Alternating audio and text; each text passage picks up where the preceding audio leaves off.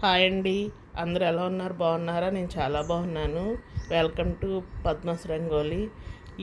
మన ఛానల్లో ప్రతి గురువారం పేట ముగ్గు, లక్ష్మీ ముగ్గు వేసి చూపిస్తాను కదండి. అలాగే ఈరోజు 16 కోణాల ముగ్గు వేసి చూపించానండి.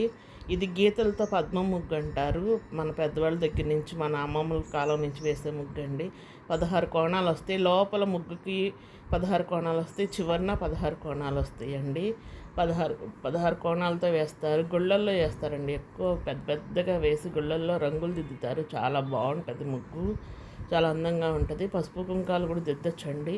పసుపును ఎర్ర కుంకం బియ్యపు పిండితో కనుక దిద్దితే చాలా అందంగా ఉంటుంది. ఈసారి నేను మా దేవుడి మందిరంలో వేసినప్పుడు మీకు వేసి చూపిస్తానండి. పసుపు కుంకం బియ్యపు పిండి వేస్తే ఎలా ఉంటుందో ఈసారి ముగ్గు మీరు నేర్చుకుంటారని వేసి చూపిస్తున్నాను. నేను ముగ్గు దిద్దిన ప్లేస్లో పసుపు కుంకం బియ్యపు పిండితో వేస్తారండి. కలర్స్ తోటి చాలా అందంగా ఉంటుంది.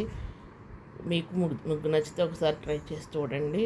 అలాగే కొత్త వాళ్ళు ఎవరైనా సరే నా ఛానల్ చూస్తే ప్లీజ్ సబ్స్క్రైబ్ చేసుకోండి, లైక్ చేయండి, షేర్ చేయండి, కమెంట్ చేయండి. Thank you.